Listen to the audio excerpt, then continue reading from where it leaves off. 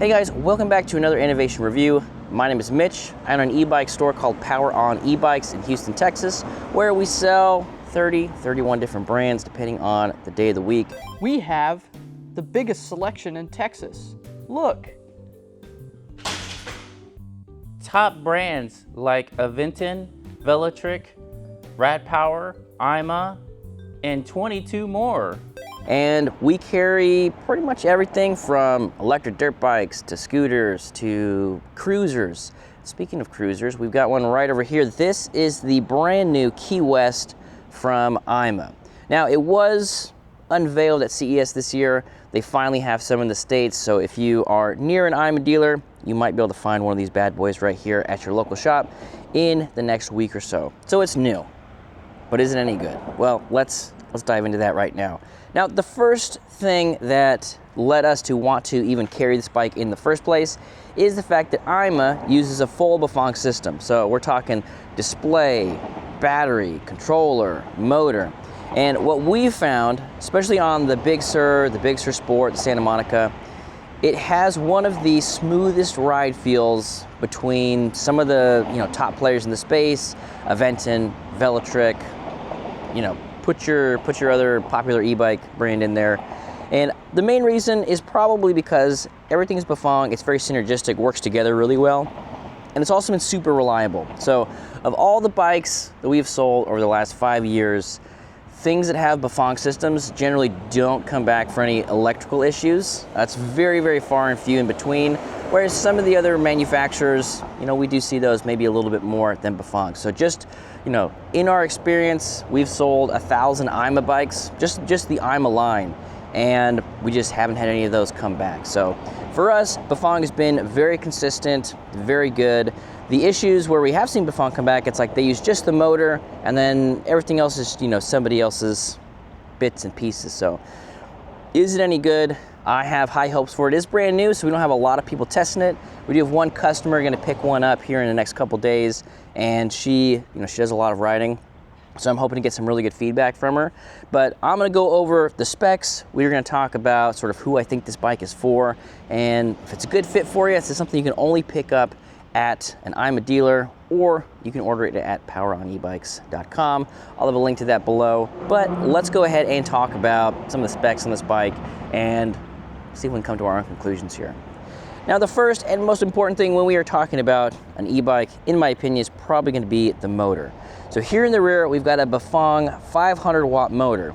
Now, I say 500 watts, and it doesn't sound like a lot. Pretty much everybody's going with 750 these days. However, this particular one peaks really high, so even though it is a 500 watt motor, it does feel pretty comparable with a lot of the 750s. And some of that comes down to the controller that they use, the amperage in there. But the way it is tuned, the peak output on this 500 watt motor is pretty significant. So like I said, if you've ridden a 750 and you kind of know what that feels like and that's kind of what you're shooting for, this 500 is a little bit lighter, but it still sort of has that feel to it. So just something to keep in mind. Now, with this motor, you're going to be able to go up to 28 miles per hour inside the display. And what's kind of cool about the Bafang units that we're getting these days is you can actually go into the display and choose what class you want. You've got class 1, class 2, class 3, AM mode, which stands for AIMA mode, which is a modified class 3, and then unlimited. Now, in unlimited, theoretically, the throttle should take us up to 25, 26. Some people get 28 out of it.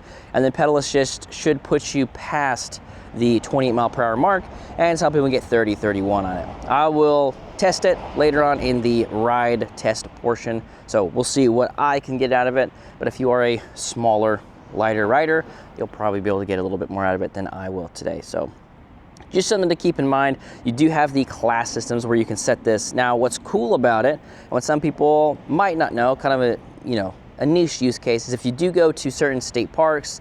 In Texas, we have a few of them where they say class 1 e-bikes only. What they mean is they want a bike that can pedal 20 miles per hour, but it doesn't have a throttle. Now, this throttle, technically you could remove it if they're being like that. But if you put it into class 1 mode, you can show them, hey, I'm in class 1 mode, my throttle, it's not working, and I can only pedal to 20 miles per hour. So you can basically turn this into a class 1 bike, and depending on the range you get, that could fly. So for certain things like that. Now, for some people, they just want to change speed and whatnot, but you can do all that in the display, which is pretty nice. Now, the next thing to look at is going to be the fact that there is no rear rack on this one. They do have a rear rack that's coming. This is a, you know, sample model, first edition type thing. So you will be able to put a rear rack here on the back to kind of complete it. Now, the other thing before we dive into sort of more of the specs, the reason they went with the 500 watt motor versus the 750 is the fact that the 500 watt is lighter. The reason that they went with a 13 amp hour battery, which we're about to talk about, versus a 15 or something larger, is the weight. So that's the main thing here, is they really want to dial down the weight. Now, when we're talking about e-bike weight, we gotta throw out the idea or something you have in your head about regular bikes, because all e-bikes in general are a little bit heavier. So even like the Velotric Breeze coming in at right around 50 pounds, you've got the Pace 4, which is a little bit more than 50 pounds, and then the Key West, which is a little bit more than 50 pounds. So it weighs 54 pounds without the fenders, because these are a metal fender, which aesthetically look really nice. There's pros and cons to metal fenders versus plastic fenders, but you know, does have a pretty decent look to it. And so we're talking about 54 pounds. You compare this to a Big Sur, it's like 84 pounds. So we're dropping about 30 pounds to get into this platform. The concessions we're making is we don't have front suspension. Front suspension generally adds, you know, some extra pounds to it. So this is not something where you're like, hey, I'm gonna take this thing off road, I'm really gonna abuse it. This is not what this is designed for. This is designed for, you know, people who are on concrete like this. Think like paved bike paths, the seawall, toting around the neighborhood. That's kind of where this bike is gonna shine, and the tires also match that. So we've got this more of a street design. You see we don't have any knobs on the side for any sort of trail traction, and we don't have suspension up in the front. So that's gonna be the biggest concession when it comes to losing weight, is we don't have front fork suspension. Now you can get suspension for it. So as an example, on the Velotric Breeze, we've added suspension to probably like 7 or 8 of the last like 50 we've sold. So not a huge percentage, but some people are like, hey, I like the frame, I like the lightness, but I do want suspension. So that's always an option. I would check with your local bike shop or Amazon. And as we, again, this is new, so as we add some suspension to it, I will try to update this link in case you have one and you're like, what suspension did you use? We haven't done it yet, but we will. And I will let you guys know down in the comments, or in the description rather. So we don't have front suspension. We have a nice little step through here and some swept back handlebars. Now these aren't super swept back. Like on the Breeze, like they come back a little bit more. For me personally, I kind of like this, because some of the swept backs, when you are using them, your wrist gets kind of cocked like this. So for long rides, that can cause some strain right here in the back of your wrist. And that might just be me, but if you're somebody that, you know, your wrists get sore doing stuff, sometimes those swept back handlebars aren't the right fit for you. Or something like this, it's a little bit more gradual, comes back a little bit, so I feel like when I'm sitting on it, this is a much straighter, but still sort of relaxed way to control the bike here. We do have an adjustable stem, which I think is nice. Right over here on this side, there's a little secret screw down here. You undo this guy, and then you can adjust this up and down. Right now it's set to about 10 degrees, and this can go to 90. So as you can tell, if you are wanting to get, you know, a little bit more upright, then you got a lot of room there to do that. So you can loosen that screw, tilt that up, and then you can adjust the handlebars so those are flat. Now, when it comes to gearing, the main thing we want to make sure is that this thing is geared to pedal as fast as the bike will go. So in this configuration, going 28 miles per hour, not too bad. Going 20 miles per hour, it's pretty much perfect, as far as I don't want to be pedaling too fast when I get it dialed in. And this setup here, I think, is adequate. Now on the Big Sur Sport Santa Monica from AIMA, those ones have a larger chainring in the front, so it does tend to lend itself to be a little bit slower pedaling at 28 miles per hour than this one, but this one's it's still pretty good. It doesn't feel like you're going crazy like a hamster on a wheel or anything like that. And so when you're getting these speeds, the next thing we want to talk about is the brakes. So we've got Tektro hydraulic brakes, and something AIMA's always done really well is giving us nice big rotors. So these are 203s in the front, and then 203s in the rear. Now, some people have a configuration where it's 203 in the front, 180 in the rear, and that one's fine. Definitely an upgrade over 180s and 180s, but AIMA's really always done a good job about braking safety, so 203s in the front and 203s in the rear. Other thing to talk about as far as safety, just while we're down here, you can see we've got these turn signals integrated into the frame, which is nice. You control those up here. I'll go ahead and turn the bike on real quick just so I can show you.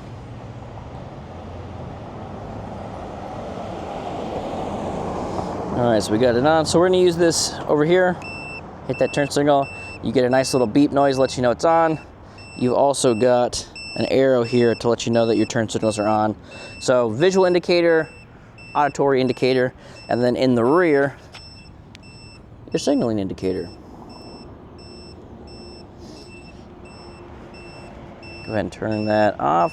We do have a horn. You know, honk at people, you can do that as well. And then this is how we turn our lights on and off.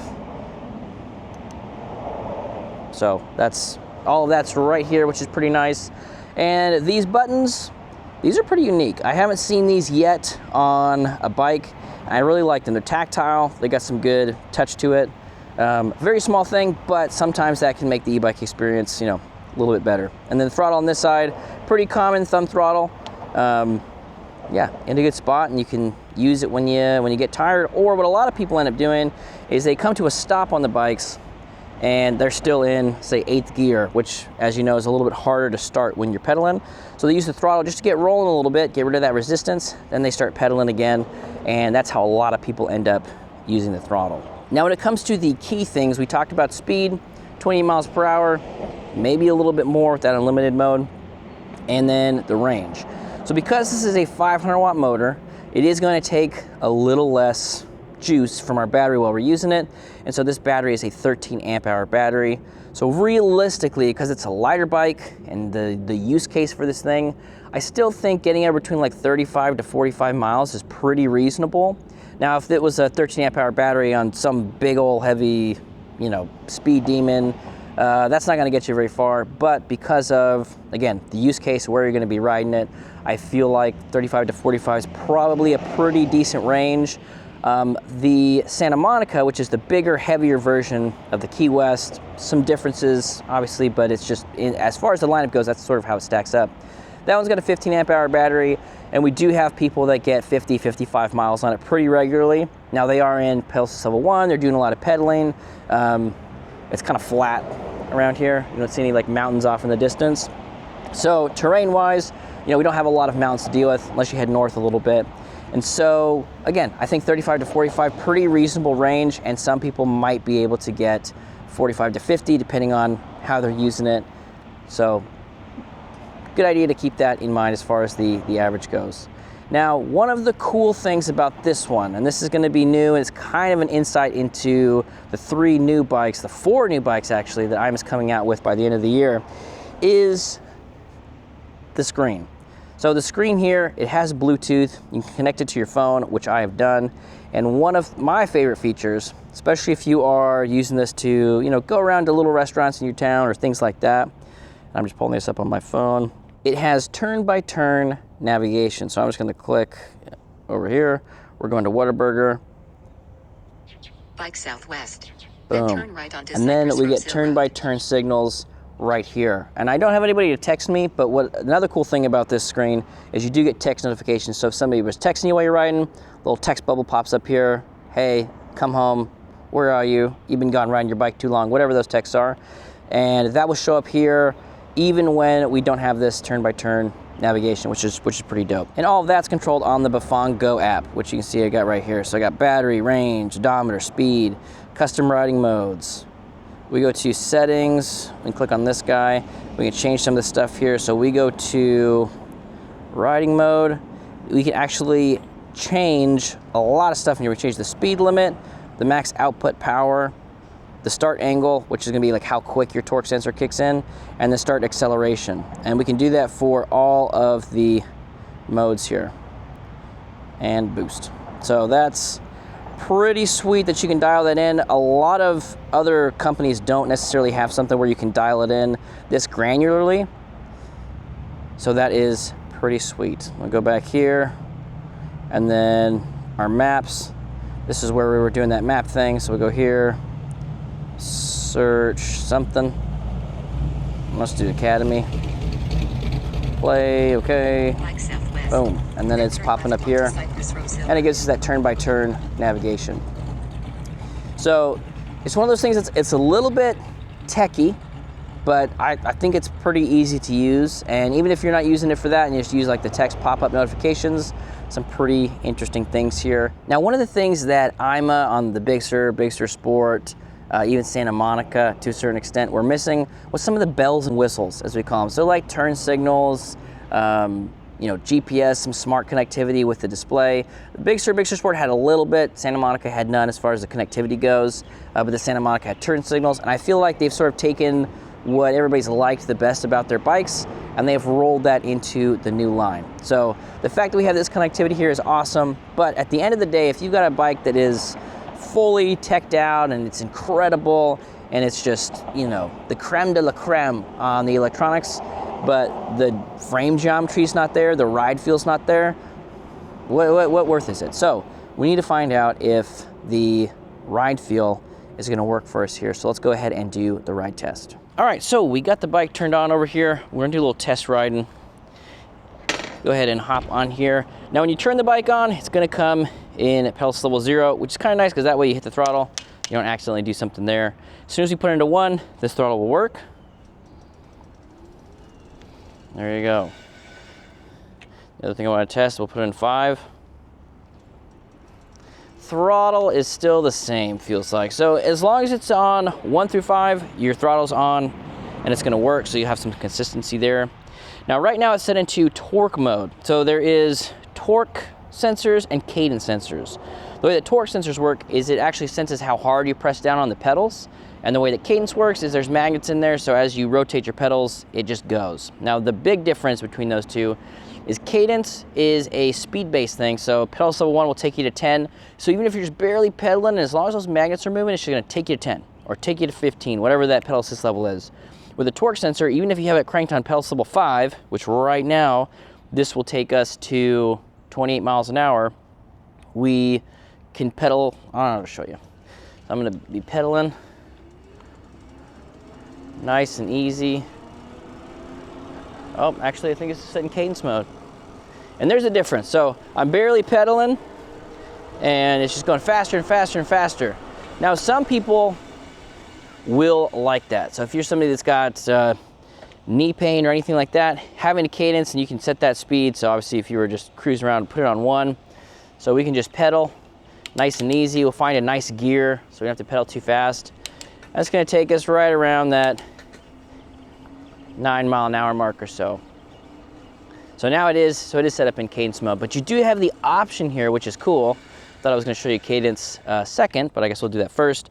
Now to get in here, we're gonna press and hold the up and the down button, and it's gonna take us to our menu. So we can change our brightness, our auto time off, if we want a 12 or 24-hour clock.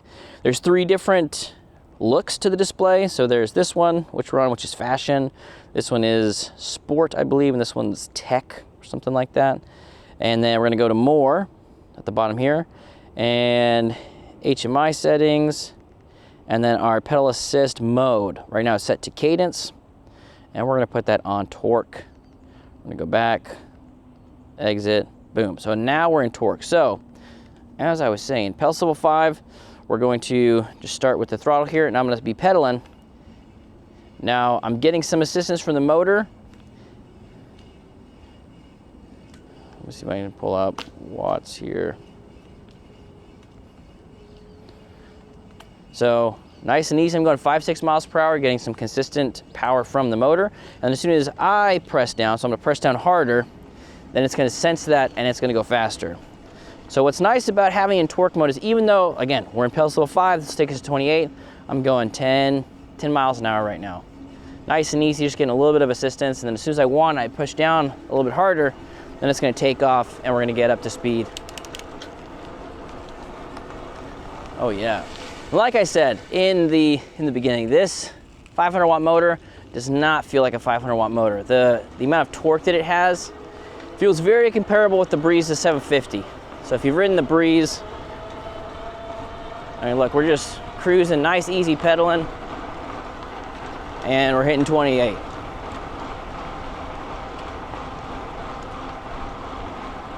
Go ahead and test out those brakes.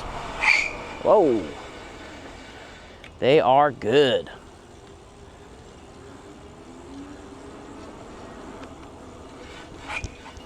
That's those 203s, baby.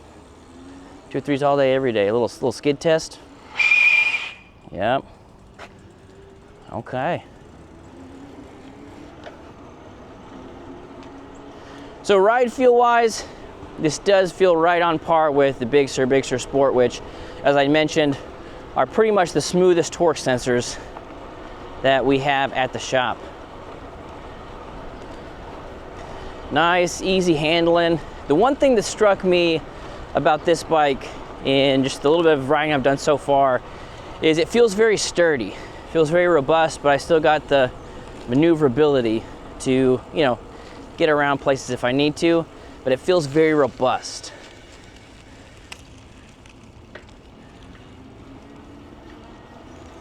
Just cruising along.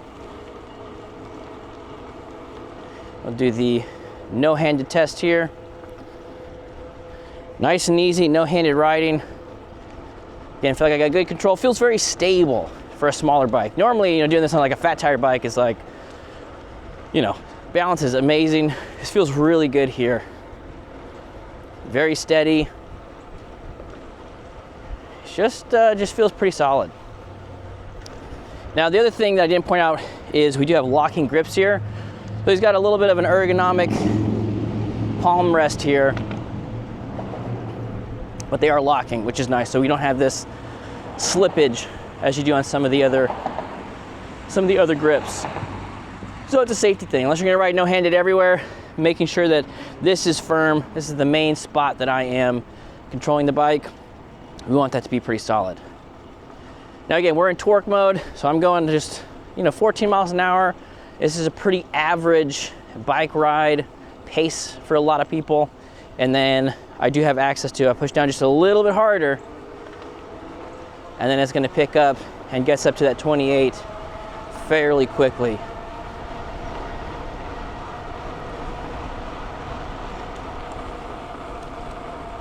Now, some people, they might not want to go 28. So let's go ahead and switch modes. So we'll go ahead and hold the up and down. We'll go down to more, advanced settings. Remember, it's 1, 2, 1, 2.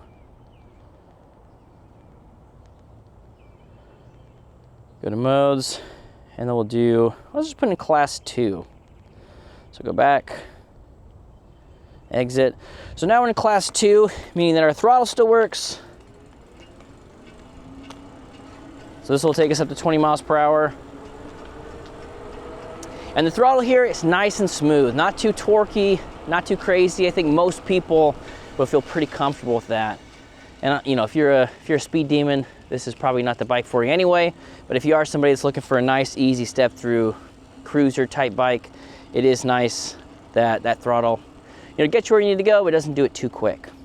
So now we're still in pedal level 5, but we put it into class 2 mode. So this should take us up to 20, and it's gonna hang us right there at 20. Now what's nice, a lot of bikes kind of struggle here at this point, especially when they could go faster. The motor kind of like cuts on, it cuts off. This one feels like it just backs down the percentage just enough to where I'm staying at 20, and it's keeping me here, and it's nice and smooth and consistent. So not a lot of jerky motor motion here at 20. So if 20 is as fast as you want to go, you put it in class 2 mode, and you are good to go. And again, these brakes are just rock solid. We got our turn signals. Again, we got an indicator up here letting us know, like, oh, we're doing left. Switching it this way, going right. Got our horn.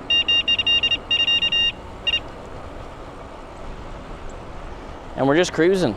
Just cruising at 20 with the throttle or pedal assist, switching those things up. There's not a gap between throttle and pedaling either. So some bikes You go to hit the throttle, it almost like restarts the motor and starts with the throttle. This one I start pedaling and let go of the throttle. Very smooth transition. There's literally no noticeable difference. I go back to throttle, stop pedaling. No difference whatsoever. So that's nice. That was kind of always a personal pet peeve of mine when the bikes, you know, when you switch between pedal and throttle, which I do quite often, and there's like a gap or delay and you lose your speed, there's literally no delay here whatsoever. So you could be throttling along, like, oh, I want to pedal now. You start pedaling, let go of the throttle, no delay whatsoever, just transfers right over to pedaling. And again, nice and smooth, even going, when we were going 28 miles per hour, wasn't pedaling too fast. And here going 20, this is, you know, nice, easy cadence. And actually, let's see what it says we're doing here. Right now, we're doing 60 BPMs, which is not too fast at all. Oh, look, there we go. There's a little notification. Somebody sent me an email, or is that a text? Let me check. That was actually pretty cool. That was an email. So I got an email, it popped up here on the screen. Now, if you don't have your email sending you notifications, that wouldn't pop up. It works through the notifications on the phone. Because I'm almost guaranteed I've received more emails in the time you've been filming than just that one. But it popped up there. Let me know that I had a new email for my notifications. And that is just very, very cool feature. And it's not something where you're gonna read the text, but let's say you're out and you know, somebody texts you, you're waiting for a text, you can see it pop up, you can stop, get out your phone, check the text if you need to. And you can also disable that feature as well. So if you're like, hey, I don't want to be disturbed at all on a bike ride, I want to be dead to the world, you can do that as well. So just an option there for you. It's just super smooth. That's sort of, if I had to sum it up, I'd say super smooth, more powerful than expected based on the specs. Because again, 500 watt motor is less than a 750 watt motor. For those of you who know math, you know that's true. And it just feels great. Cruising at 20, easy breezy. Now this is sort of like the ride feel section where we're just walking through the different ride things isn't the right word. All of the different things you can do when you're riding it. So we did torque, we did cadence, we messed around with the different speeds, how we can set that. Now this isn't necessarily a true test, it's not a range test. This is more of an initial impression of how it feels to ride the bike. And then you'd have to decide, you know, is that ride feel what I'm going for? And like I said in the beginning, this is something that it's meant for the concrete. The tires are meant for the concrete. The bike itself, no suspension in the front, also probably meant for the concrete.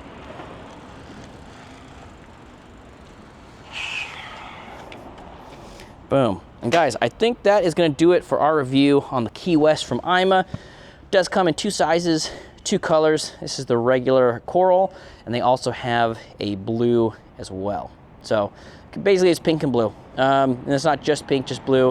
It is a pretty cool color. In the color grading, while I'm editing this video, I'm going to try to get this as close as I can to real.